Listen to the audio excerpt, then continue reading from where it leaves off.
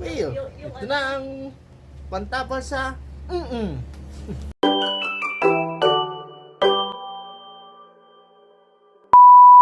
May dumating nga pala kaming deliver ngayon at sakto nga naman ay sobrang init. Hindi ko na talaga kailangan mamalengke para lumabas pa. Ano daw? Basta ang alam ko mare, nakapamalengke ko nang hindi ako lumalabas. Sobrang init kasi ngayon, mas pipiliin ko magpa-deliver kaysa mamalengke sa labas. Abay mare, sayang ang radyo.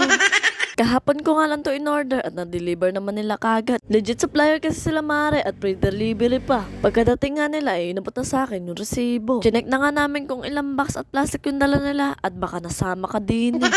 Oh mare, may lang yun. Baka seryosohin mo na naman. Nagtataka nga kami na Joven at parang kakaunti yung box. Pero tama naman yung nakasulat sa resibo nila. Sabi ko kay Joven baka walang stock yung iba naming in-order. Chinek na nga namin agad at para malaman namin kung may kulang ba. Pero mga mare, wala namang kulang kundi kulang ka lang sa tiwala.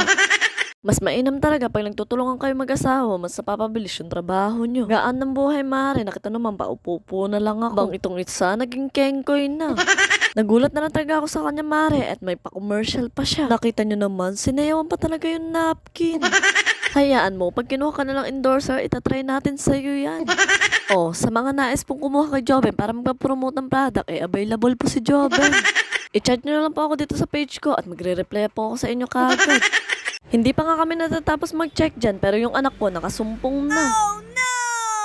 Nakita nyo naman, binabantayan ako habang nagdi-display. Nagpatulong na nga pala ulit ako kay Joven para matapos na ako. Kita nyo naman mare, nasa pagdi-display pa lang kami, tinatamad na siya. Pag ganitong oras kasi mare, no, wala masyadong mamimili, masarap matulog. Ang kaso mare, hindi ako pwede matulog ngayon, may bayarin akong parcel. Naglambingan na nga sila mag-ama dyan, kaya wala na akong magagawa. O siya mga mare, hanggang dito na lang. Paalam!